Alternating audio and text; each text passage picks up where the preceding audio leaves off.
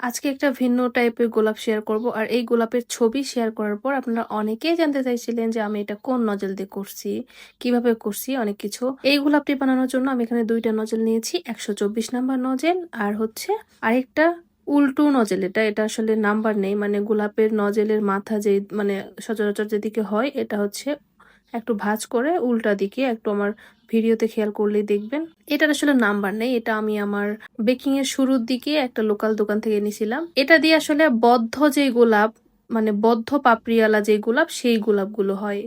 প্রথমে আমি গোলাপের বেস বানিয়ে নিছি, তারপর রেনো দিয়ে নিলাম গ্রিন কালার দিয়ে। এরপর এই তো বদ্ধ গোলাপের যে নজেল সেটা দিয়ে একটার পর একটা পাপড়ি দিয়ে এই তো আমি একটা বদ্ধ গোলাপ বানিয়ে নিলাম প্রথমে।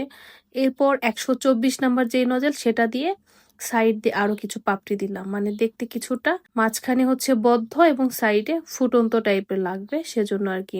আশা করি আপনাদের অ্যান্সার আপনারা পেয়ে গেছেন যে কিভাবে আমি এই গোলাপগুলো বানাই বা বানাইছিলাম। তারপর যদি কারো কোনো কোশ্চেন থাকে অবশ্যই কমেন্ট সেকশনে কমেন্ট করবেন, আমি রিপ্লাই করে দেবো।